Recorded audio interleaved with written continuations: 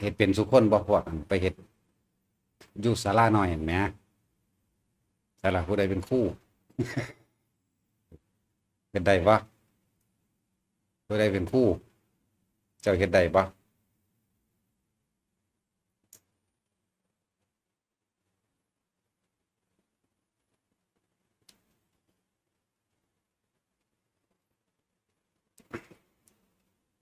เฮ็ดได้แล้วก็จำเอาไปฝึกเอา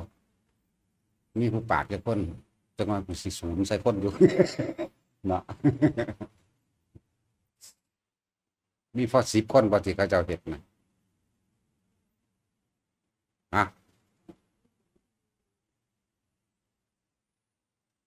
เฮ็ดบ่ได้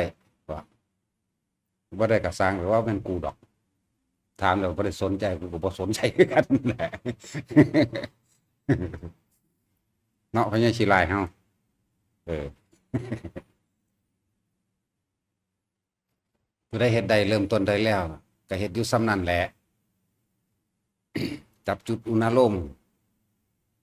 ว่าตั้งแต่เข้าสู่ลมหายใจปั๊บ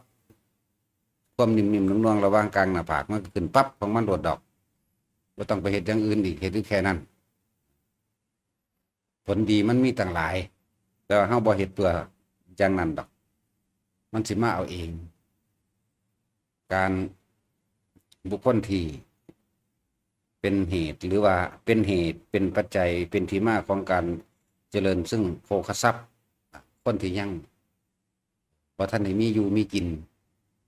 เออหาเงินหาทองอิหยังก็แล้วแต่ในการทำมาหากินบ่ค่อยได้บ่ค่อยมีบ่เป็นไปดังที่หวังว่าให้ทุกคนทำสมาธิโดยการเจริญอานาปานสติโดยการทรงฌานโดยอานาปานสตินั่นแหละจริงๆมันอันเดียวกันฌานสมาธิมุนี่อันเดียวกันเบิดนั่นแหละเพียงแต่ว่าใส่ซื่อให้มันเข้าใจซื่อ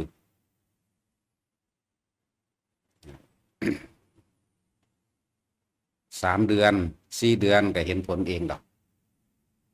คนที่ยังทำมาหากินบ่ทันได้ขึ้นแต่ก็มันก็เหมาะสมกับอาชีพหรือเหมาะสมกับอันเพศของเฮาเองคนที่ยังทำมาหากินอยู่บ่อาจสามารถใจบ่ทันได้เด็ดขาดเด็ดเดียวได้ในการทิ่มทุกสิ่งทุกอย่างออกมาได้นะผู้ใดจะมีเงินมีทองเฮ็ดให้ฐานะครอบครัวดีขึ้นก็พยายามที่สิอยู่ในการทรงฌานเจริญฌานเพ่งอยู่กับลมหายใจด้วยอานาปานสติอย่าหนีออกจากฐานทั้ง4กายเวทนาจิตธรรมลมหายใจก็คือกายในกายอันหนึ่งคำว่าสติคือความคิดของเฮานั่นแหละคิดถึงลมหายใจเข้าคิดถึงลมหายใจออกแล้วก็เอาอาการปิติที่เฮาใส่เทคนิคพิเศษให้มันเกิดขึ้นในระหว่างกลางคิ้วเฮาเองมาเป็นเครื่องยืนยันว่าเป็นผู้ทรงฌานเจริญฌานเป็นเครื่องยืนยันเป็นเครื่องรับรองบานี้คือฌานที่1ลมหายใจเข้าออกกับมีอาการปิติเกิดขึ้นนิ่มๆนุ่มๆกลางหน้าผากนี่เป็นฌานที่1นั่นแหละเอาตัวนี้มาเป็นเครื่องยืนยันฌานที่2มีเฉพาะปิติสุขเอกคตาลมหายใจบ่มีลมหายใจเฮาบ่นึกถึงแต่ว่าเฮาบ่คิดถึงสิ่งใดแค่เฮาย่างไปตามถนนหนทางปึ๊บเฮาบ่คิดหยังปึ๊บอาการปิติเกิดนึบขึ้นทันทีเลยนะหรือว่าฌานที่2ชั้นที่3ความรู้สึกทางกายบ่เกิดหมายถึงปิติทางกายบ่เกิดมีอาการจิตเบากายเบาโล่งโล่งๆโปร่งๆสบายๆเรียนว่าเพิ่นเลยเทียบใช่ว่าเป็นผู้เสวยสุขในนามธรรมหรือนามกายก็ว่าไปนะเป็นอย่างสั้นผู้เฮ็ดไปแล้วทางจักดอกผู้เฮ็ดบ่ทันเป็นก็อย่าเพิ่งขาดกันนี่อย่าเพิ่งเดาโล่งโปร่งอยู่จังสั่นของมันเอง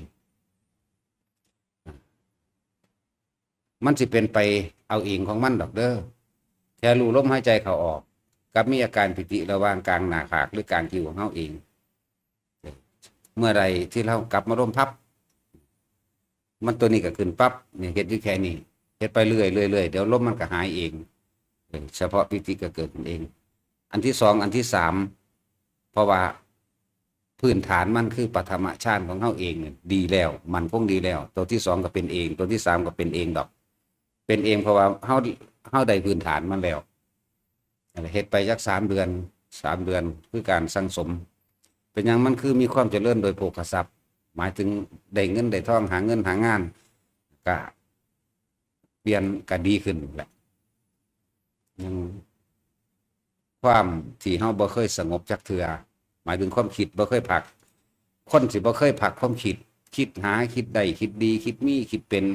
ไปพุ่นไปพี่เดี๋ยวก็เกิดอารมณ์พอใจมั่งบ่พอใจมั่งวุ่นวายไปหมดส่วนมากไปในทางที่บ่พอใจเอิ้นว่าบุญบ่เกิดคนที่บ่พอใจแต่เฮามีความสงบตัวนี้แหละบุญมันเกิดเมื่อบุญมันเกิดแล้ว เจ้ากรรมนายเวรทั้งหลาย เขาเห็นแสงบุญคือเขาจะได้หนีขึ้นจังซี่เขาก็มาหาเอาหนีน้ำเฮาเอง เมื่อเขาได้หนีแล้วเขาก็อโหสิกรรมไปเองเปรียบเสมือนเฮาได้ใส่หนีคือว่าเป็นหนี้อยู่100ใส่ไปเหลือ50เหลือ30เหลือ20ลงมาเรื่อยๆมันบ่มีคนขัดขวางแต่เป็นคนก็ดี มันก็เลยค่อยๆมีเงินเก็บถ้าแม่นหาเงินก็ดี แล้วก็บ่แม่นแค่ว่าสิใส่หนี้กับหมู่เจ้ากรรมนายเวรทั้งหลายเด้เป็นแม่นญาติเฮาเองผู้เป็นพ่อเป็นแม่เป็นปู่เป็นย่าตายายญาติสนิทมิตรสหายทั้งใดที่ตายไปแล้วก็ช่างหรือลูกะเทวดาภูมิเทวดาอยู่ไกลๆเฮาเขาก็พร้อยได้รับความสงบเย็นไปน้ำเฮาเขาก็พร้อยยินดีไปน้ำเฮาเลยมีการสะกิดช่วยเหลือมีการช่วยเหลือสะกิดให้เฮาไปในทางที่ปลอดภัยไปในทางที่หางานหาเงินได้กันแบบแต่พวกขายของจังซี่เขาก็สะกิดลูกค้ามาเองดอกนะเขาก็อยากให้ญาติเขามาทำบุญกับเฮาแต่ทำบุญแบบใดสมมุติว่าคนนี้ขายของไปซอยซื้อของผู้นี้แน่แต่เขามีเงินมือทองดอกเขาไปทำบุญจังซั่นจังซี่เขาก็อุทิศบุญทั่วไปจังซี่นะเฮาก็พลอยได้บุญไปนำนั่นแหละมันก็เลยเป็นเหตุแห่งการเจริญแห่งโภคทรัพย์เครื่องใช้ไม้สอยตลอดทั้งเงินทองอาชีพการงานก็ค่อยๆดีขึ้นเจริญขึ้นนั่นเองว่ามันมีผลดีทั้งหลายอย่างนี่คือผลทางอาชีพการเงินการงานที่สำคัญคือจิตใจของเฮาเองสงบลงปราศจากความคิดในความอยากได้อยากดีอยากมีอยากเป็นในขณะนั้น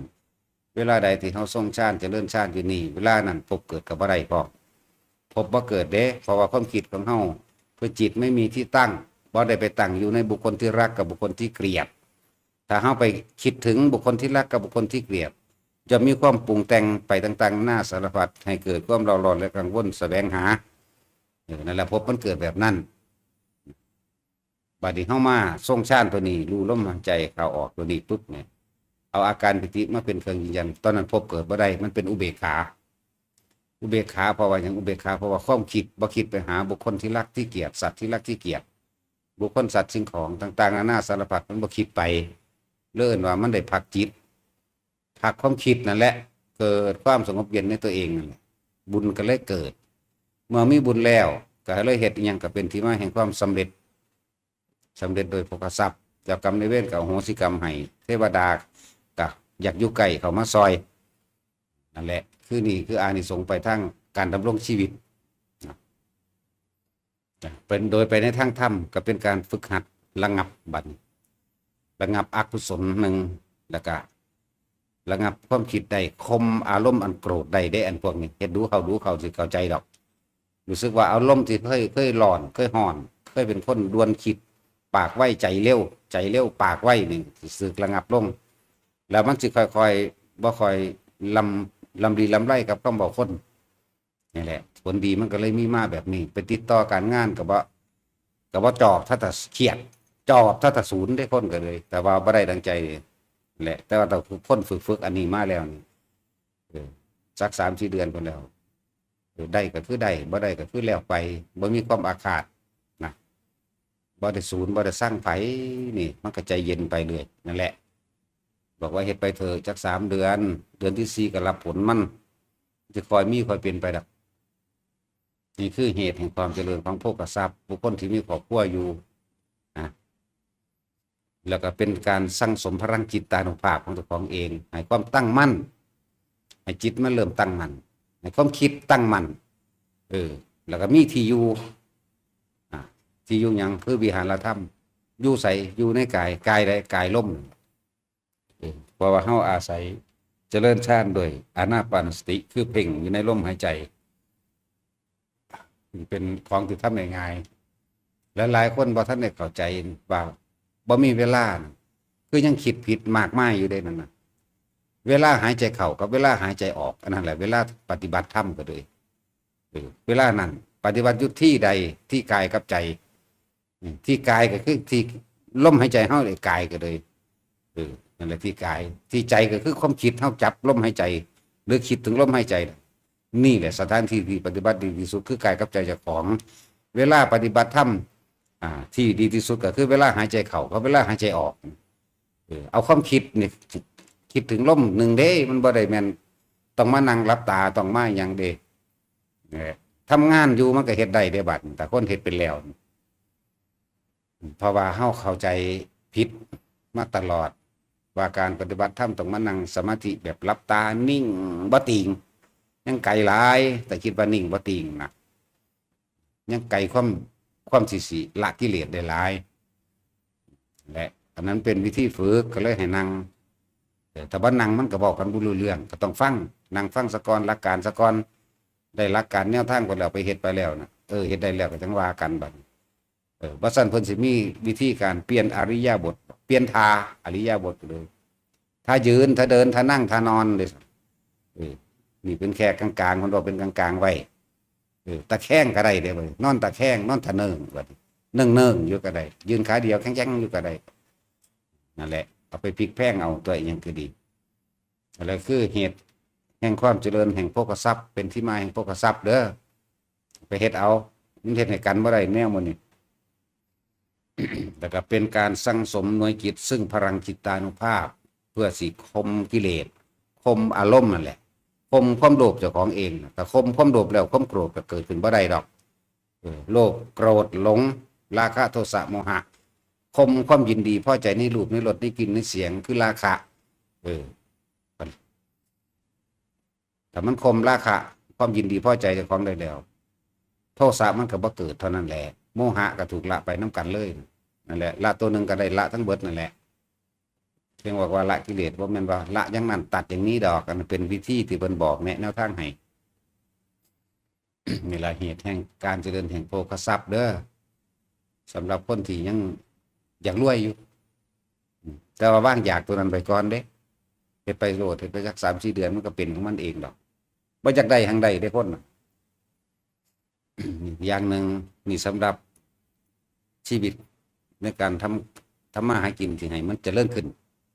เป็นลักษณะนั้นเราจะเว้าเรื่องเวลาใดก็ช่างหลายคนที่กังวลใจมีความกังวลใจในเรื่องว่าปล่อยว่างพันใดยังฆ่าสัตว์อยู่เด้อ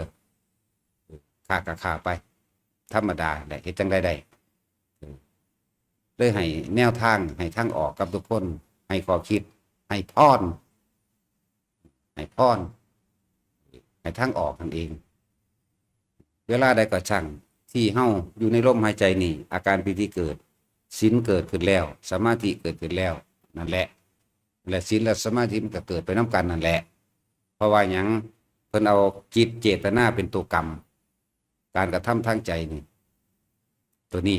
การกระทำทางความคิดนั่นแหละรายแรงทุกคนที่เป็นไปตามความคิดเฮ็ดใดก็สิเบาไปตามนั้นเฮ็ดไปตามนั้นอารมณ์ก็ปนไปตามความคิดเด้อจึงบอกว่าเมื่อเฮาระงับหยุดความคิดมาอยู่กับลมหายใจเข้าออกมีอาการปีติเกิดนั่นแหละศีลเกิดศีลคือการไม่ทำร้ายเบียดเบียนผู้ใดผู้หนึ่งให้เสียชีวิตและทรัพย์สินตลอดทั้งคนและสัตว์ซะด้วยเป็นความบริสุทธิ์เข้าไปเลยได้นั่นแม้ได้ชั่ว2 วินาที3 วินาทีก็ช่างดีกว่าเฮาบ่รู้วิธีแนวทางหาทางออกให้ตัวเองเด้อนั่นแหละอย่าบ่ต้องไปกังวลเฮ็ดจังไดผมกินเหล้าอยู่ตอนรู้ลมหายใจเข้าออกมันก็บ่คิดถึงเหล้าแล้วก็มันก็บ่กินดอกเฮ็ดจังไดผมยังทำขาปูขาปลานั่นอยู่ตอนนั้นมันบ่คิดจะฆ่าหรอกตอนที่รู้ลมหายใจเข้าออกกับอยู่ในอาการปิติเกิดขึ้นนี่ นี่แหละจึงบอกว่าบอกแนวทางให้นัยยะให้แนวทางไปคิดไปทำดูเข้าดูเขาทำบ่อยทำมากอาชีพจะเคยขาดสัตว์ก็สิเลือกเองมันสิมีส่วนอื่นๆเข้ามาอาชีพเคยขาดสัตว์มันสิมีส่วนอื่นเข้ามาหนึ่งในที่เฮาสงบแม้ชั่วขณะลัดข้อมือเดียวหรือเพียงแค่เหยียดแขนออกคู่แขนเข้าสนะนั้นความสงบอันนี้เป็นบุญมหาศาลเด้ ความสงบอันนี้เลื่อนว่าเป็นบุญมหาศาลบุญตัวนี้เป็นบุญจริตแม้นเจ้ากรรมในเวรอันเป็นเล็กน้อยเขามาได้ส่วนบุญในความสงบของเฮาไปแล้วเขาก็เอาโหสิกรรมให้เฮาเองนี่ก็เลยบอกว่ามันบ่มีผู้ขวางในการทำมาหากินนี่แหละในขณะนั้นความคิดของเฮาบ่ไปคิดทำลายเบียดเบียนไผให้เสียชีวิตทรัพย์สินทั้งคนละสัตว์มันเลยเกิดเป็นบุญมันเลยเกิดเป็นสมาธิพร้อมอันนี้นั่นแหละจึงบอกว่ามักมีองค์8ร่วมอยู่ในหูดังเฮาเบิดแล้วศีลสมาธิปัญญาก็ร่วมอยู่ในลมหายใจเฮานี่แหละก็เลยบอกว่าทุกคนบ่ต้องไปกังวลดอกถึงเวลาเหตุก็เหตุไปนั่นเป็นถือว่าเป็นเรื่องของกรรมซะกรรมในสังสารวัฏที่มันมีเกี่ยวของกันก็เลยได้เหตุจริงๆเฮาบ่อยากเหตุเมื่อเฮาบ่อยากเหตุเฮาก็เลยต้องพยายามมาอยู่กับลมหายใจให้มากถ้าทำให้บ่อยนี่หมายถึงนึกถึงลมหายใจเข้าออกให้บ่อยทำให้บ่อยทำให้มากทำให้ชินเด่นเห็นบอกมันชินแต่มันชินแล้วมันก็เริ่มไปเป็นของยากถ้ามันชินแล้วเนี่ยถ้าย่างไปตามถนนหนทางหรือไปตามดงตามป่ามันก็ปั๊บเข้ามาทันทีเลยดอกอาการปิตินั่นนะชินเนี่ยเดี๋ยวจับชั้น2ไปเลยแบบไปตามชั้น2ไปเลยบ่อยมากชินนั่นดุจดังยานเป็นสั้น นี่คือเกี่ยวกับการทำมาหากินแต่ละคนเกี่ยวกับเหตุแห่งความสมปรารถนาหรือการเจริญหรือที่มาแห่งโภคทรัพย์ที่สิมันมาเอาเองลอยๆมันบ่มาดอกทุกอย่างต้องมีเหตุฉะนั้นเราต้องสร้างเหตุให้มันสมบูรณ์ซะเหตุคือลมหายใจเมื่ออยู่กับลมหายใจได้มีอาการปิติขึ้นศีลก็เลยมาจากลมหายใจนี่เห็นบ่นี่สมาธิจิตตั้งมั่นแม้จะตั้งมั่นชั่วขณะก็ช่างก็อยู่ให้นี่เองในลมหายใจกับตัวนี้เองแล้วให้ทุกคนไปฝึกหัดเอาเฮ็ดเอาแต่เฮ็ดไปแล้วก็บ่ต้องมาวัดดอก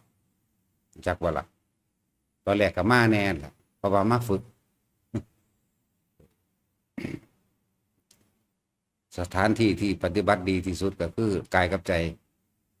เวลาที่เหมาะสมในการปฏิบัติคือเวลาหายใจเข้ากับหายใจออกพอเข้าใจแล้วบัดนั่นบ่แม่นว่า2 ทุ่มเด้เวลา4 ทุ่มก่อนเที่ยงก่อนบ่ายก่อนตี3ตี4ก่อนบ่แม่นแบบนั้นเด้อคำว่าเวลาหายใจเข้ากับเวลาหายใจออก นั่นแหละถ้ากันฝึกเอาตัวมันอยู่นำเจ้าของทั้งเบิดล่ะ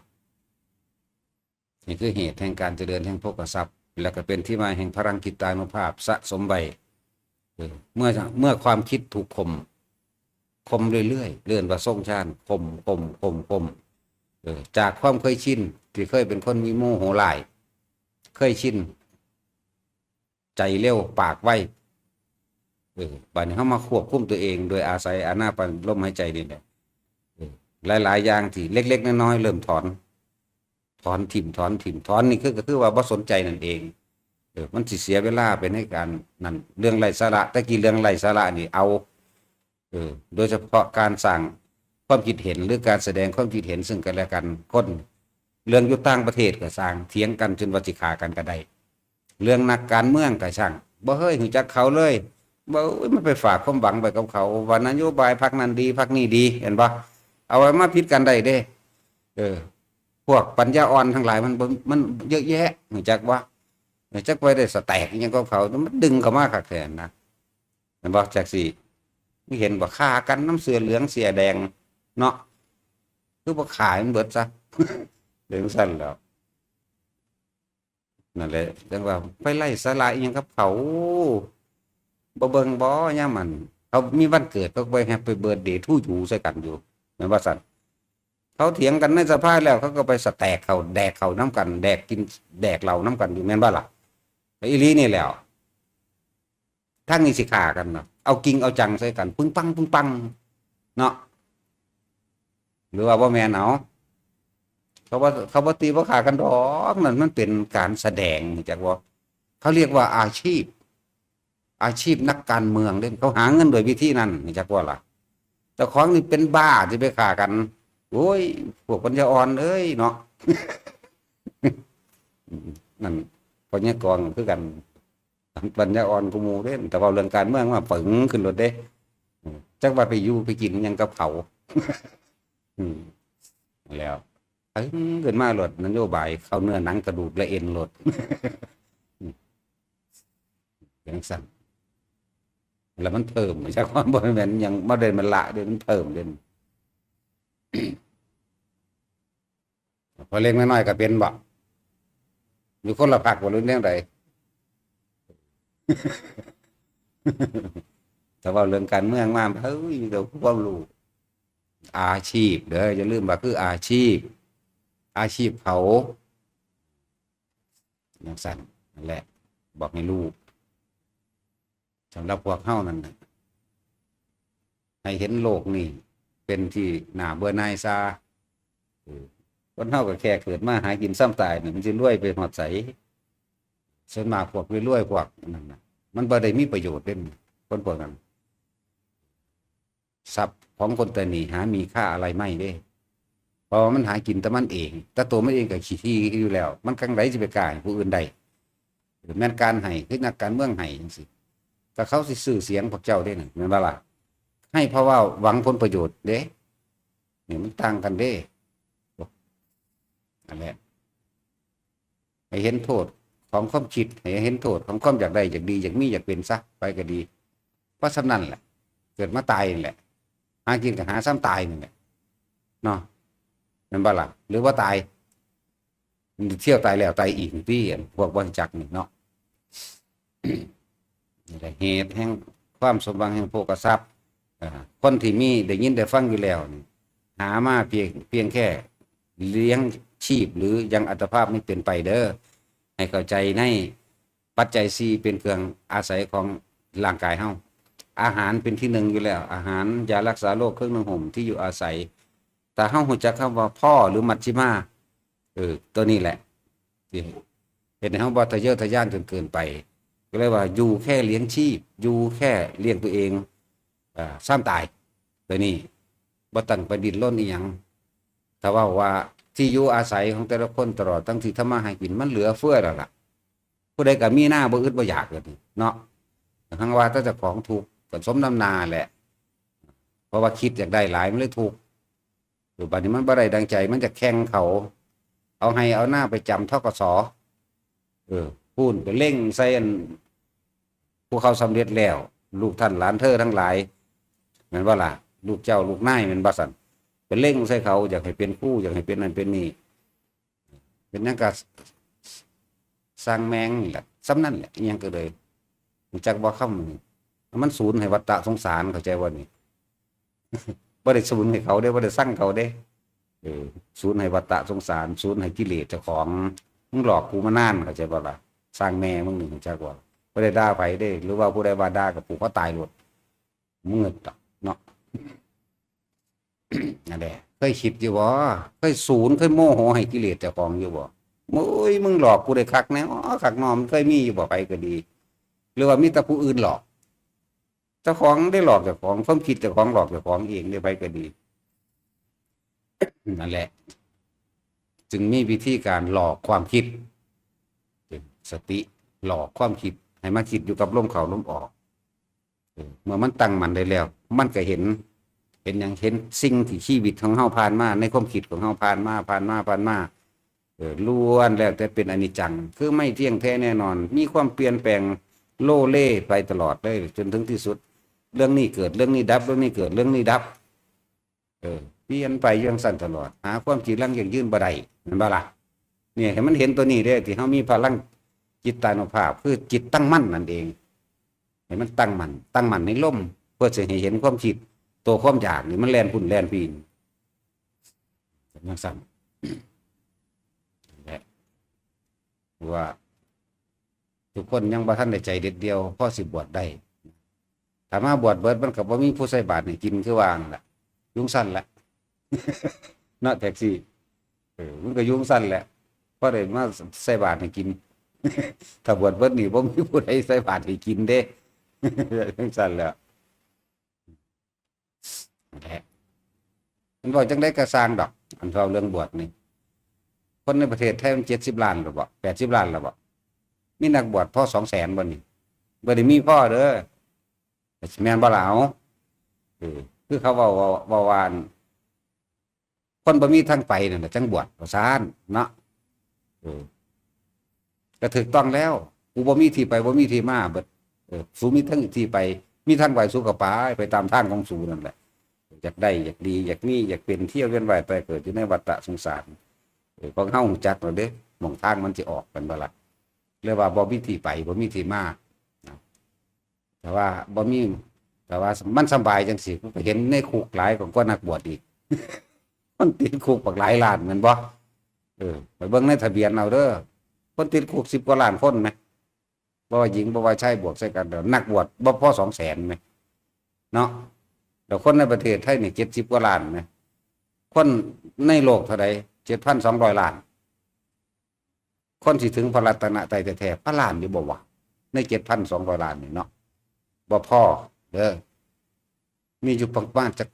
2-3 หมื่นคนที่ถึงพระรัตนตรัยเราต้องกล่าวถึงได้บัดโสดาสกิทาคาห่างหน่อยลงพระอรหันต์มีบ่พอ10 องค์ มันซั่นบ่นอกนั้นก็มีอยู่ดอกอันอื่นๆนั่นน่ะอนาคาหรือนั่นก็มีอยู่ดอกที่เป็นคนอยู่นั่นแต่พวกเขาอนาคาตายไปแล้วเขาบ่ลงมาเกิดดอก เขาบ่มาดอกมาเกิดในโลกมนุษย์อีกบ่มาเนี่ยจะมาเตือนหมู่ภิกษุด้วยกันมาได้อยู่ แต่ว่าใครมาเกิดบ่มาจังซั่นคนที่หวังพระนิพพานในศาสตร์นี้จริงๆต้องจิตใจกล้าหาญเด็ดเดียวเด้อคนที่ปรารถนาพระนิพพานเอิ้นว่าเอากิเลสละเอียดเพื่อสิความพ้นทุกข์มาแลกกิเลสหยาบปานนี้แล้วก็มันสิมีเครื่องทดสอบอย่างรุนแรงเด้พวกเจ้าสิต้านทานมันได้บ่รุนแรงบ่ว่าสิญาติพี่น้องขัดขวางผัวเมียขัดขวางลูกเต้าขัดขวางความเจ็บไข้ได้ป่วยขัดขวางนั่นคือเครื่องทดสอบใจเจ้าเองเด่นว่าเจ้าสิโสตายบ่ในที่สุดเจ้าก็ต้องตายอยู่แล้วเจ้าสิคิดถึงที่สุดแห่งชีวิตของคนบ่คือตายมันสิเป็นหยังกะช่างเจ้าต้องโสตายเด้จังสิได้ในศาสตร์นี้คือกันบัดนะได้ในศาสตร์นี้เลยเพราะว่ามันแหลกเอาชีวิตเจ้าของแหลกและที่บอกว่าผู้ใดปรารถนาพระนิพพานในศาสตร์นี้ก็ได้ในศาสตร์นี้แต่ว่าเจ้าต้องแลกมาด้วยความสูญเสียเบิดทุกอย่างเด้สูญเสียบุคคลที่รักถ้าเป็นผู้ชายก็ลูกเมียพ่อแม่พี่น้องสูญเสียบุคคลที่รักให้เบิดหมู่พวกเพื่อนฝูงสัตว์เลี้ยงทรัพย์สมบัติไร่นาสาโทอิหยังก็แล้วแต่ต้องทิ่มให้เบิดสูญเสียทรัพย์สินเงินทองเจ้าต้องสูญเสียทั้งเบิดเจ้าสิกล้าสูญเสียบ่ที่สุดแม้กระทั่งสูญเสียแห่งชีวิตตนต้องเอาชีวิตเขาแลกนั่นแหละคนที่ปรารถนาพระนิพพานนักสิ่งมันต้องถิ่มทุกอย่างได้แต่เหตุแบบนั้นเข้าใจว่าล่ะโสเป็นโสตายนะโสเป็นพระอรหันต์โสตายในชีวิตชาตินี้เพราะมันตั้งแต่ก็ตายอยู่แล้วจังสั้นนี่แหละที่บอกว่าทุกคนที่ปรารถนาอย่างแรงกล้าแล้วสามารถเจ้าต้องสูญเสียทุกอย่างแม้กระทั่งชีวิตตัวเองคนเฮาบ่มีอีหยังสิสุดยอดสำคัญสูญเสียชีวิตตัวเองดอกเห็นบ่แน่นอนอยู่แล้วรักใดที่จะเสมอด้วยรักตนเป็นไม่มีดอกรักคนอื่นรักก็เพื่อหวังผลประโยชน์เท่านั้นแหละผู้หญิงผู้ชายผัวกับเมียก็เพื่อผลประโยชน์ในตัณหาราคะเนาะรักกันจีบกันหวงหึงกันไว้ก็เพื่อสนองตัณหาแห่งตนแม่นบ่ล่ะจังซั่นเข้าใจเด้อคนที่หวังปฏิภาณศาสตร์นี้กล้าบ่ไปผู้เดียวขึ้นผู้ขึ้นผาไปผู้เดียววิธีเพิ่นก็บอกไว้แล้ว เจ้าจักละนันทิได้คือละความเพลิดเพลินทั้งความยินดีและบ่ยินดีคือนันทิคือความคิดทั้งหลายคิดทั้งดีละนันทิคือบ่คิดเท่านั้นจบอยู่มังหัน ไปทั้งใดกระสร้างเกิดยังขึ้นกระสร้างห้ามคิดแน่มันก็ได้ถึงตัวถ้าว่าห้ามคิดเอายังห้ามเอาลมแน่มันมาเมืองหนีหนึ่งเด้อันอื่นๆที่ข้าอธิบายมันหลายอันอื่นๆเขาเห็นเป็นเบิดนั่นเขาได้กระสินแหลกขึ้นแต่กระสินน้ำแต่สินน้ำที่ว่าจักน้ำหรือว่าจักกระสินสีเหลืองดอกเพราะว่ามันจือผ่าพระพุทธเจ้าสีเหลืองได้มาตาเกิดกุนละเวลาเขามันออกจากหูดังกำเริบเนาะตาสินเคยเป็นว่าขีดังไงขึ้นซ้ำแทงน้ำไล่ทับเฮาเวลาสิไข่เนี่ยเป็นรถเด้นั่นแหละแต่ว่ามันเป็นนึกถึงคำว่าพุทโธคำเดียวนะพระพุทธรูปใหญ่ทองคำเป็นพระพุทธชินราชแบบชินราชเลยมากิ่งครับอันใดนะก็ครอบเฮาไว้เองใช่ไหมเลยว่าตอนไปนอนเล่นอยู่ซ่านน้ำนอนเมฆนั่นแหละจังหูจักว่ามันเป็นอันนี้ต่อมากับพลิกใส่ภาพสีเขียวสีเหลืองสีแดงได้เบิดเลยเห็นดอกไม้ก็ได้จับภาพปั๊บไปโหลดเพราะว่ามันได้ตัวนี้แล้วดอกไม้ก็เห็นดอกไม้แดงดอกชบานะมันนั่งเป็นวืบของมาของมันเองโหลดดอกไม้เหลืองๆมันนั่นได้เบิดนั่นแหละดอกหูสร้างไปเลี้ยงงัวเลี้ยงควายเห็นดอกหูสร้างซื้อมันก็หมุนเขาโหลดมันเป็นของมันเองไปนั่นแหละกระสินล่มเป็นยังไงปลายไผ่เบิ่งปลายไผ่มันเอ็นไปกับเอ็นไปน้ำมันเป็นแบบนี้กระสินสีเขียวโอ้ยเบิ่งพุ่มไม้ก็เป็นอะไรเป็นสั้นดินน้ำไฟล่มได้เบิดนี่ไฟนี่ทางไงเพราะว่าเขาเบิ่งดวงอาทิตย์มันเป็นของมันเองกันนั่นก็เลยแต่มันเป็นยังไงมันฟุกแต่ว่าความฟุกแบบนี้หรอกว่าเป็นสั้นแล้วมันน้อมเพื่อจะไปเห็นสวรรค์นรกได้แล้วมันก็เห็นนรกเป็นที่น่าเกลียดน่ากลัวเป็นตาญาณแล้วมันก็คิดว่ากูสิบ่ทำบาปตอนนั้นแหละพอได้เห็นสวรรค์แล้วก็เห็นในสวรรค์นั้นพวกไอ้นางฟ้านางสวรรค์นี่เขาเอากันเก่งเด้บ่ได้เฮ็ดหยังละลองรำทำเพลงแต่ก็นอนเสพกามกันเงื่อนมื้อนึงเป็นพันๆเจ๋งอยู่จังซั่นบ่เฮ็ดหยังบาดเบิดอายุแล้วก็ตกนรกได้บาดนี่นะจังซี่เขาก็เห็นได้อยู่นะพวกอันที่ว่ามีนางฟ้าเป็นบริวารเกิดขึ้นโดยวิธีใดรู้จักบ่ล่ะที่ว่าอันวิมานนี้เทพบุตรผู้นี้มีเทวธิดานี่เทพธิดาทั้งหลายแหละเป็นบริวารเท่านั้นพันตัวนี้พันมันเป็นบุญญาฤทธิ์เด้บ่แม่นเกิดจากคนผู้นี้ไปคนผู้นี้ไปเด้บ่แม่นเป็นคนผู้นั้นเด้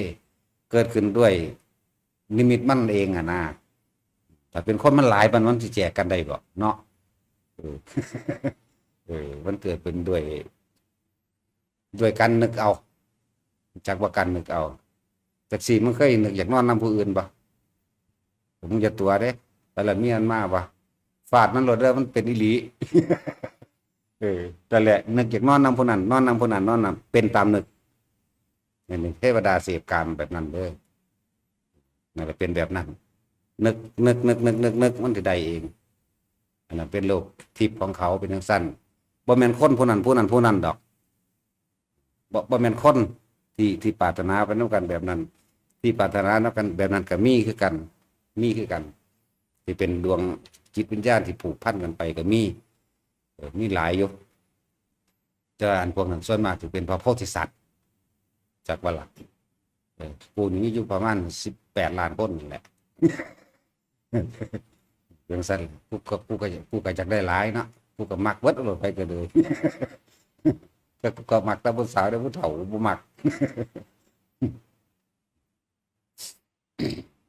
มีอยู่พวกนั้นก็มีคือกันแต่ว่าที่ว่าสวรรค์วิมานของไอ้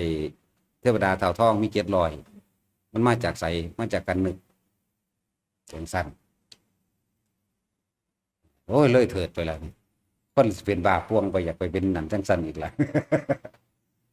เรื่องสั้นอะไรผู้ใดอยากพ้นจากทุกข์ปรารถนาพระนิพพานในศาสตร์นี้เจ้าต้องยอมสูญเสียทุกอย่างเต็มใจตั้งใจอย่างบริสุทธิ์ใจจะต้องบ่อาลัยในชีวิตเจ้าของเอง ได้ทุกคนแต่เฮ็ดเป็นแบบนั้นนะรู้จักหลักการรู้จักวิธีมันแล้วมันบ่ได้ยากเลยเด้ไปใช้กระสางอยู่ในถ้ำในเงื่อมผาโค่นไม้เงาไม้หู้ใดก็จังอยู่กับลมอย่างเดียวเกิดหยังขึ้นก็จังอย่าหนีจากลมมันสิเกิดสภาพว่าปรากฏการณ์ต่างๆหนักไม้สารพัดอย่าหนีจากลมมันสิเห็นดอกความเกิดความดับหลายๆอย่างในหันนั่นแหละปัญญาก็เกิดเป็นในหันเองนี่แหละเห็นอนิจจังเห็นทุกข์เห็นอนัตตาเห็นอยู่ในหันแหละเห็นอยู่ในขณะที่จิตมันตั้งมั่นเนี่ยเป็นสิเบิ่งคือหลายๆอย่างที่เขาเป็นไปนั่นแหละแต่อยู่ในธรรมโง่บักใหญ่ซ้ำเสาคุณเนาะทำก็ทำเลิกๆซ้ำนี่แล้วไม่ได้เลิกคักหรอกนี่แหละ30 เมตร40 เมตรประมาณนี้แหละแจ้งแน่มืดแน่ถ้าเขาติดผนังมันก็ไปมืดกันแล้วมันอยู่ระหว่างกลางเดี๋ยวเห็นอันเดินแจ้งเพราะพุ่มพูเดินนะกันนั่งเอาขาคุยกันนั่งเหมือนตายเด้งูบักใหญ่รวยลงมาเด้ว่าธรรมดาเด้ออ้าปากใส่ข้างว่าน้ำลายมันก็ฟงใส่น้ำหูน้ำตามันฟงใส่อีหลีเด้กระเบิ้งยังสิล่ะกระเบิ้งมันก็ฟูใส่แต่ว่าบ่คิดนี่ตั้งหากนี่ตัวสำคัญมันเด้อพวกเขาต้องฝึกกับลมหายใจบ่คิดนี่ต้องอาศัยอยู่กับลมหายใจนั่นแหละเป็นตัวบ่คิดมันเฮ็ดไปวัตถุทาของมันนั่นแหละมันเฮ็ดอย่างเฮาบ่ได้เพราะว่าเฮาบ่คิดมันก็รึบขึ้นไปคือเก่าบัดนี้ตัวเกี่ยวทั้งตัวอ้อมก็อ้อมเด้ถ้าเดี๋ยวรูดมาทางหน้าแล้วมันเข้ามาทางหน้าทำรูดมาเวลายมากนั่นน่ะมาฮอดมาเกี่ยวเลยเกี่ยวเขาก็ฮู้อยู่ว่าเกี่ยวก็ฮู้อยู่ว่ามันสัมผัสน้ำแข็งมันเฮาบ่คิดหยังก็บ่เป็นหยังเลยล่ะเขาเดี๋ยวก็คลายออกกันหนีจังสั่นก็มีเบิดบางที่เฮาเดินจงกรมอยู่สิเดินอยู่กับลมจำไว้เด้อคนเดินจงกรมเด้อเดินอยู่กับลมเด้อบ่ต้องไปก้าวซ้ายก้าวขวาแล้วล่ะเฮาใส่วิธีใส่เทคนิคอย่างเดียวแล้วเดี๋ยวนี้ลมหายใจอย่างเดียวเดินจับลมก็ได้เด้อบัดนี้ฝึกเอาสะก่อนตัวลมหายใจนี่กับอุณาโลมนี่นั่นแหละเดินไปเดินมาก็เดินส่งชั้น1ชั้น2ชั้น3จนแม้กระทั่งเข้าชั้น4มันก็เข้าได้อันนี้มันตัดเดินไปดีๆเนี่ยแข็งบรึบขึ้นปล่อยเลยโลดปล่อยมันเข้าโลดอะไรเฮ็ดไปเดินไปเดินมานี่เสียงฝนฟ้าบึ้มมันจะเป็นเสียงฟ้าห้องเปี้ยงป้างเปี้ยงป้างมาเลยไกลๆซะก่อนนี่ที่แรกห้องเข้ามาฟ้านะไปแยะลงมาไกลๆเฮานี่แหละงาไม้หักปั้วลงขวางทางจงกรมไว้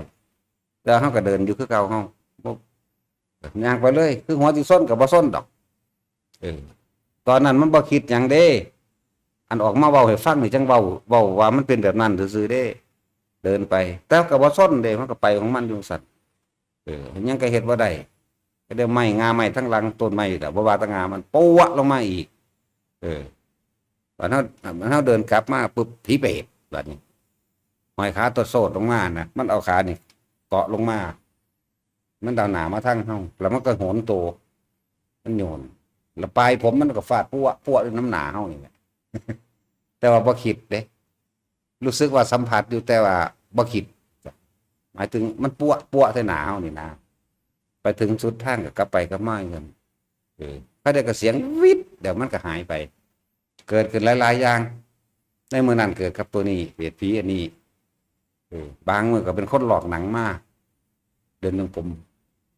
จะคนหลอกหนังพวกนึงเคยหลอกหนังขี่กระป๋อมบ่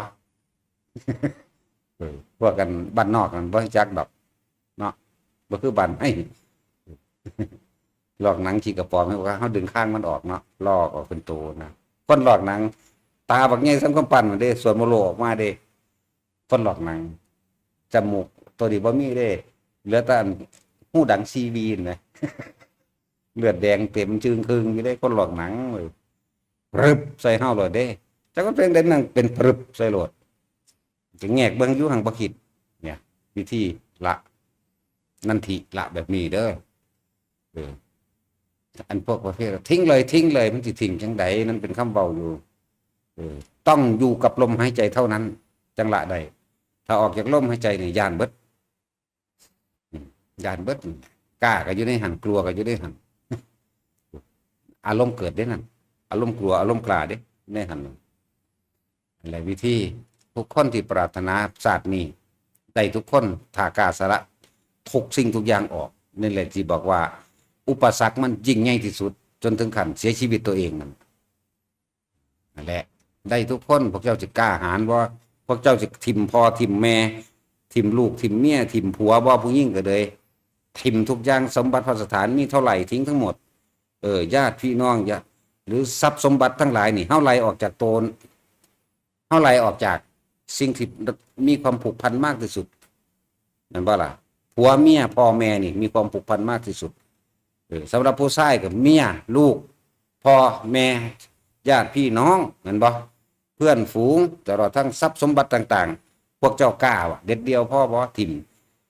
คำว่าทิมนี่บ่มีความอยากได้อีกบ่มีความปรารถนาอีกนี่ไหมบ่สนกับเขาสิเว้าว่าจังใดนี่ไหมหรือเอิ้นว่าทิมนะบ่ได้มีความอยากได้และอยากดีอยากมีอยากเป็นหยังเลยนี่เอิ้นว่าทิมบ่เกี่ยวแล้วถ้าไผสิเว้าจังใดกูสิเดินหน้านี่เข้าใจว่าล่ะนี่แหละจึงบอกว่าต้องมันสิมีอุปสรรคยิ่งใหญ่ที่สุดแต่อุปสรรคนั้นที่จริงบ่ได้อยู่กับผู้อื่นเด้ฮะนี่เจ้าของเองความยึดมั่นถือมั่นของเจ้าของเองอารมณ์เจ้าของเองที่ยังเข้าไปอาลัยอยู่ดิเกี่ยวข้องผูกพันอาลัยอาวรณ์เด้นั่นแหละเป็นทางสั้นได้มันฟังอยู่ว่าอีแห่งมันจะให้กูเทศอีแห่งมันคิดฮอดกูบ่ นี่เป็นเรื่องสองคนใช่ปะ เขารู้ให้ได้อีหานกันเลยมันกล่าวว่าอะไรอีแห่งมันต้องถิ่มทุกอย่างเด้ออีจอยอีแห่งถิ่มทุกอย่างถิ่มพ่อถิ่มแม่ทิ้งผัวทิ้งเมียทิ้งบุคคลที่รักจากว่าล่ะญาติสนิทมิตรสหายเพื่อนฝูงทรัพย์สมบัติต่างๆทิ้งเห็นจังไดสิถิ่มได้ล่ะข้าคิดอยู่เนาะลมหายใจเด้อถิ่มได้นั่นแหละ จะฮู้ว่ามันมีอุปสรรคแบบใดจริงเท็จประการใดเพิ่นว่าแม่นบ่แท็กซี่นั่นแหละอุปสรรคขนาดใดถึงขั้นเสียชีวิตนี่กล้าแลกบ่ล่ะเขาเฮ็ดมาไปแห้งอยู่ดีแนวนั้นแต่เฮาก็ถิ่มบ่ได้ดอกเฮาก็ยังมักเขาอยู่ ตลกสั่น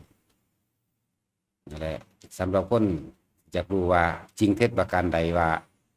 คนที่ปรารถนาพระนิพพานดอกสิมีม่านรังควานหรือว่ามีม่านอย่างยิ่งใหญ่สูงสุดม่านบ่แม่นม่านอื่นเด้ม่านพุทธมิลิตคือความคิดของเฮาเองเด้ความยึดมั่นถือมั่นสัญญาอารมณ์ความรู้สึกเก่าๆของเฮาเองเด้อตัวนี้เด้มีฤทธิ์มากมีเดชมากตัวนี้แหละอารมณ์ของเฮาเองเฮ็ดจังได๋สิละได้ล่ะนั่นวิธีละกันง่ายอันบอกเอานี่ ลมหายใจตัวนี้นึง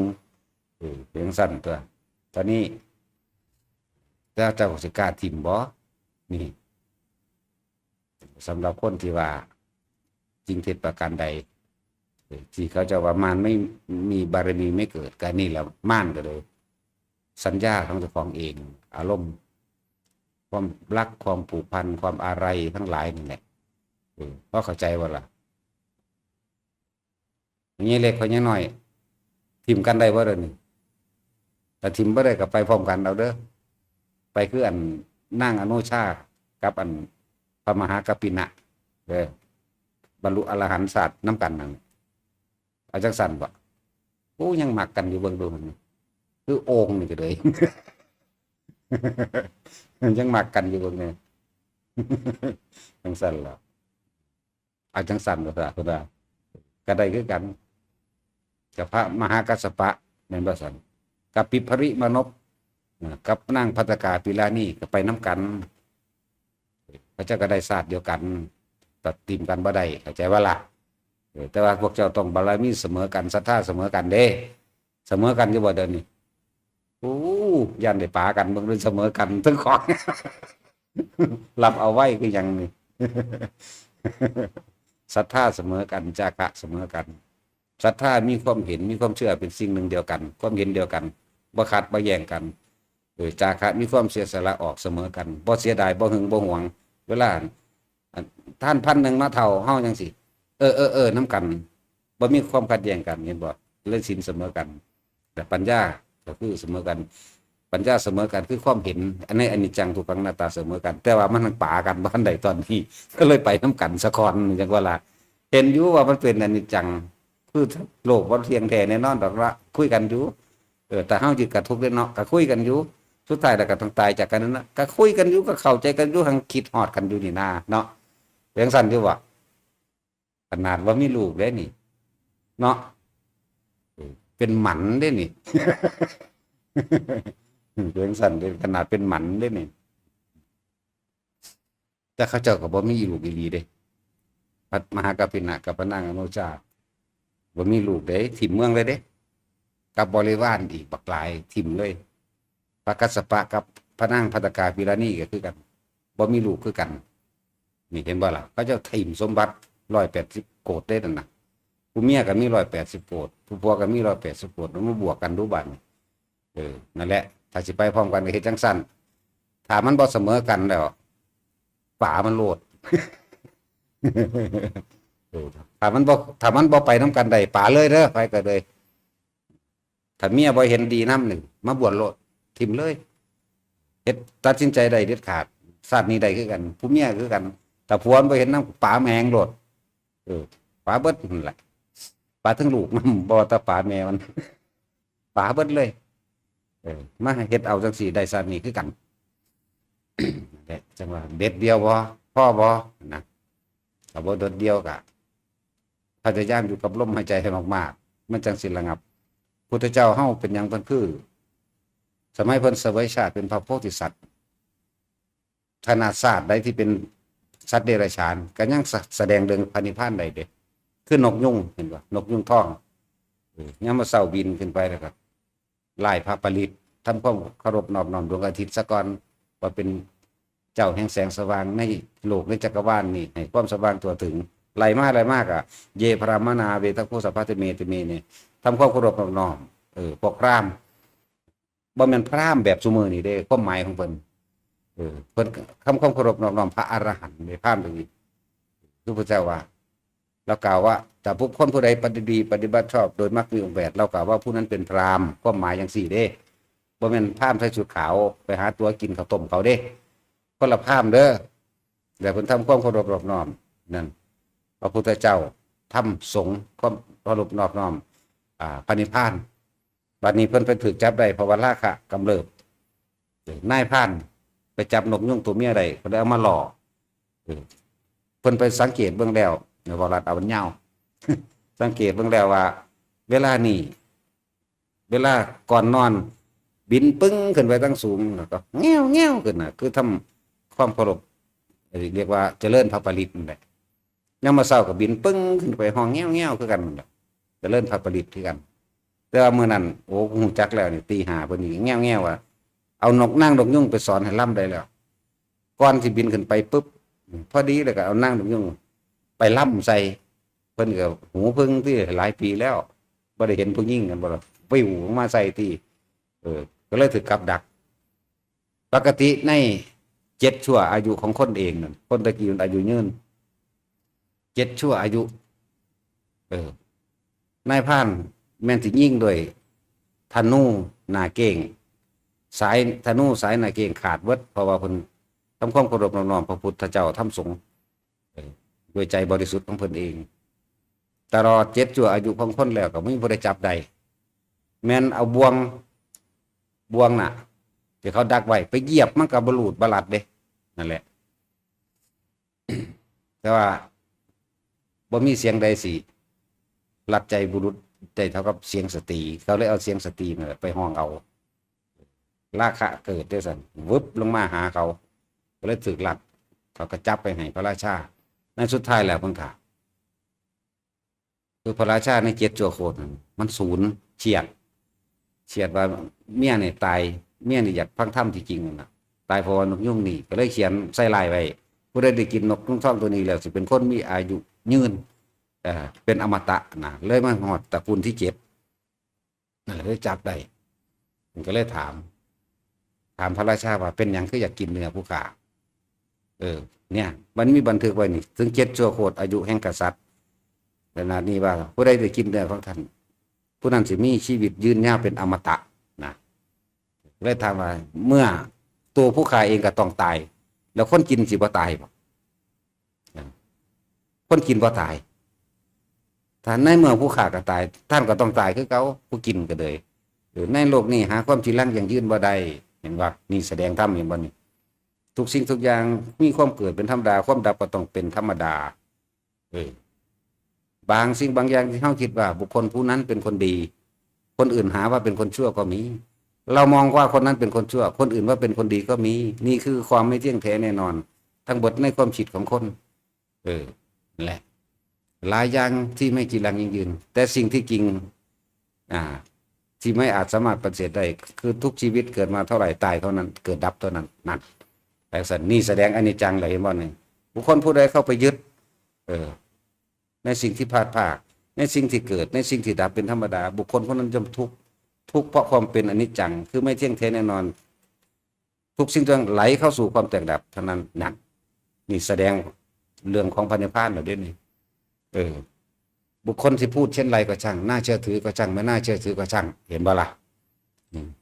ล้วนแล้วแต่เป็นของไม่เที่ยงแท้แน่นอนสิ่งที่เที่ยงแท้แน่นอนมีพระนิพพานเท่านั้นเห็นบ่สอนนิพพานเลยดิเนี่ยนกยุ่งเห็นบ่ว่าเป็นสัตว์เดรัจฉานคือสอนนิพพานใดก็เลยว่าเมื่อครั้งแต่เก่าก่อนเราเคยเป็นจักรพรรดิอยู่ที่นี่เห็นบ่เฮาตกนรกมาแล้วด้วยเศษกรรมแห่งนั้นแต่ว่าโดยบุญอันหนึ่งทรงให้เฮามาเป็นนกยุ่งสีทองแต่ว่าเมืองนี้เฮานี่แหละเป็นคนสร้างขึ้นนี่เมืองนี้เมืองละพระนครศรีคือเก่าล่ะดังชาติใดก็มีแต่พระนครศรี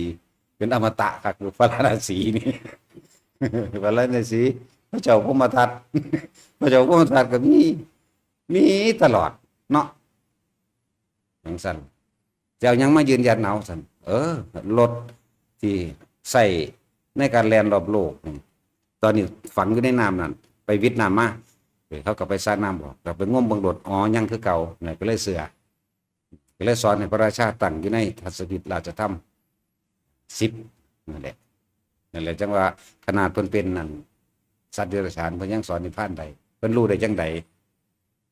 นั่นแหละบางคนเพิ่นจะให้เฮาเทศเรื่องนั้นยังเรื่องการสร้างบารมีนะบารมี30อย่างสั้นมันยาวคือหยังนี่มื้อนี้เว้าบ่จบดอกเว้าเรื่องของผู้อื่นได้แต่ว่าเว้าได้ก็เว้าได้หนังสือถ้าเว้าเรื่องของเจ้าของบ่ได้มันเป็นเรื่องของเจ้าของแต่ว่าบ่เว้าศูนย์แต่ว่าบ่เว้าดอกมื้อนี้สิเว้าแต่เน้นในเรื่องนี้เรื่องอานาปานสตินี่แหละเน้นเอาอีแห่งมึงเข้าใจแล้วบ่บาดนี่เศร้าให้แล้วบ่บาดนี่อย่างสั้น สามารถได้ทุกคนถ้าเฮาตัดสินใจเฮาต้องสูญเสียทุกอย่างเฮาต้องทิ้งทุกอย่างแม้กระทั่งชีวิตตัวเองได้ทั้งนั้นบุคคลที่รักนี่ตัวนี้ผูกยังรักยังแน่นหนาถาวรเห็นบ่แต่เจ้าจะกล้าตัดสินใจทิ้งบ่ยังแน่นหนาตัวนี้ทรัพย์สมบัติยังบ่ปานใดเด้แต่บุคคลที่รักนี่ติมันกล้าทิ้งผู้บ่เนาะ จังซั่นแล้ว ต้องใจกล้าหาญเดียวต้องถิ่มทุกอย่างเด้อได้ยังสิบ่ได้พอใจบ่เข้าไปคิดบ่เข้าไปผูกบ่มีความไปคิดนึกถึงแล้วบ่ปรุงบ่แต่งให้ความคิดนึกถึงแล้วมันอยู่กับลมตลอดหลายอย่างมันสิเกิดขึ้นดอกปรากฏการณ์ภายในมันสิเกิดขึ้นเองภาพในอดีตชาติหมุนไหลเคยมีหยังกันเป็นหยังกันมันสิพุดขึ้นมาเองเฮาสิหวั่นไหวกับภาพนั้นบ่นั้นเป็นสัญญาอันเกิดขึ้นจากอดีตทั้งเบิดไหลขึ้นมาเป็นภาพสัตว์นั้นเขาก็ชื่อว่าได้หลายมันแบบแค่3 ล้านกว่าศาสตร์เท่านั้นเลยมันหลายโพดมันก็เลยเศร้าสะก่อนมันก็มีแบ่งสั้นไหลไปน้ำจุดใดจุดหนึ่งปุ๊บก็เป็นแล้วบานเกิดแล้วบานนะแบ่งสั้นพบเกิดนั่นแหละถึงว่าเน้นย้ำถ้าผู้ใดอยากได้ศาสตร์นี่เจ้าต้องถิ่มทุกอย่างจะต้องสลัดออกให้ได้เบิดทุกอย่างจะละความคิดเห็นต่างๆให้ได้เบิดทุกอย่างจะต้องถิ่มบุคคลที่รักให้ได้บุคคลสัตว์สิ่งของต้องถิ่มให้ได้ ต้องสูญเสียให้ได้ต้องยอมทำลายตัวเองให้ได้นั่นแหละอัตตาตัวตนก็คือความรักนั่นแหละจากบ่ล่ะความอาลัยนั่นแหละอัตตาตัวตนที่เจ้าของบ่อาจสามารถทำลายได้เจ้าต้องทำลายความรักให้ได้เหตุกล้าบ่ล่ะวันนี้โอ้ยยังอันนั้นอันนี้อยู่เนาะอย่างสั่นแต่ทำลายบ่ได้ก็มักกันไปโลดหลายยากจังเนาะอย่างน้อย ยิ้มทั้งยิ้มตีคู่กันเด้นางเสาคือกันทั้งสองแหละเพราะว่าอ้วนคือกัน ทิ้งเสาไว้มันตั้งบ่อยู่ มันเป็นกลมๆนะเนาะมันสิหงายไปเลยนะ สั้น แต่เน้นย้ำบุคคลที่ปรารถนาในโภคะสมบัติยังมีความหลักความอะไรความห่วงใยในบุคคลที่รักหรืออยากได้ดีมีเป็นอยู่แต่ว่าให้พยายามเจริญสติปัฏฐานสี่ให้มากด้วยการทรงฌานเจริญฌานอานาปานสติลมหายใจเข้าออกอยู่ในกายของเจ้าของเรื่อยๆสิ่งทั้งหลายแล้วนั้นมันจะคอยเป็นมาเองดอกเวลาทำบุญทำทานยังกระชังเวลาไปทำทานยาท่านแหลกของจะหวังผลในทานจะมีจิตผูกพันในผลแห่งทานจะเอาเงินลอยไปแลกบักหลายๆพันล้านหลายสิท่านเสียอย่างจักอย่างในลอยหนึ่งนี่มันเป็นอย่างจังไปสร้างสวรรค์วิมานไว้คือมันแลกเข้าใจว่าเดี๋ยวนี้แล้วก็ไปสร้างศาสตร์ใหม่ไปอีกคือเกิดมาสัมผัสใดก็ขอคำว่าถูกอย่างใจมีกระปูเด้อนี่ไหมแล้วก็เกิดมาเป็นผัวเป็นเมียเป็นพ่อเป็นแม่เป็นลูกเป็นหลานกันอีกมันเป็นอย่างไปแลกอย่างไวอย่างสั่นนั่นแหละท่านที่ทำให้ถึงพระนิพพานได้ท่านนี่ไม่หวังผลในทานไม่มีจิตผูกพันในผลแห่งทานอยากได้นั่นอยากเป็นนี้ขาดออกเข้าใจว่าล่ะขาดออกให้เลยจิตจึงไม่มีที่ตั้งความคิดนี่บ่มีความอยากได้หยังเลยว่าบ่มีที่ตั้งบ่อยากได้บ้านบ่อยากได้รถบ่อยากได้ผัวบ่อยากได้เมียบ่อยากได้ใดๆทั้งสิ้นนี่มันเป็นอุเบกขาแล้วเนี่ยท่านเป็นจิตเป็นกลางท่านเป็นจิตอุเบกขาเนี่ยผู้ใดเฮ็ดจังซี่แบบใดเป็นจนชินก็เรียกว่าฌานคือกันเด้นี่ทำให้ชินเนี่ยก็เรียกว่าฌานคือกันฌานแบบนี้จากว่าล่ะชินเขาเวลาสิตายความคิดเฮามันบ่อยากได้หยังจักบ่มันก็เลยตายไปสู่พรหมโลกเป็นพรหมกายจิกาสกรพรหมสันต่ำสั้นแรกแต่ถ้าหมดอายุจากนั้นเมื่อไหร่ก็เข้าสู่อนาคามีเป็นผู้ไม่กลับมาเกิดในโลกนี้อีกอนาคามีนั่นน่ะเฮาว่าแต่เฮาเด้เฮาบ่ได้เกี่ยวกับบักอันนั้นเด้ออย่าเอาเรื่องกับกูไปเกี่ยวเด้อภาษาจังซั่น เจ้ากูไปเกี่ยวเด้บอกตะกูเด้อแต่เป็นผู้ไม่กลับมาเกิดในโลกนี้อีกนั่นอนาคามีอยู่5แบบ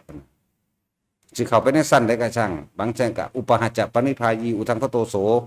นั่นน่ะแต่ยังสั้นได้ก็ช่างมันเพราะว่าไม่กลับมาเกิดในโลกนี้อีก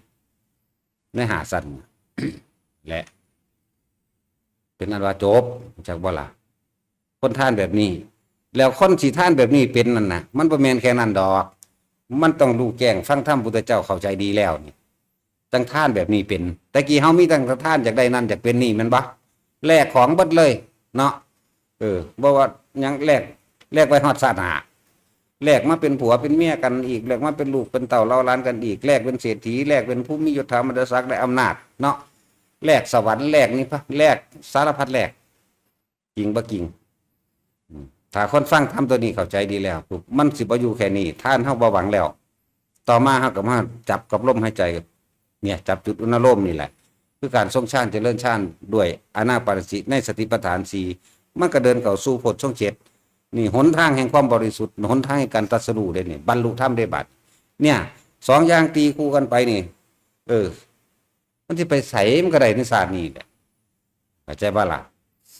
ดังหน่อยๆตอนนี้เฮายังบ่ทันได้ตัดได้เฮาก็สั่งสมหน่วยจิตไว้ซะก่อนเลยว่าซั่นว่าพลังจิตตานุภาพสั่งสมหน่วยจิตไว้จิตตั้งมั่นคำว่าหน่วยจิตนี่บ่แม่นว่าไปเรียนลงอันวิชาละ17 18 บาทคือตะกี้เด้บ่แม่นแบบนั้นเด้ผู้ใดเคยเรียนล่ามก็สิรู้จักอยู่ดอกเนาะ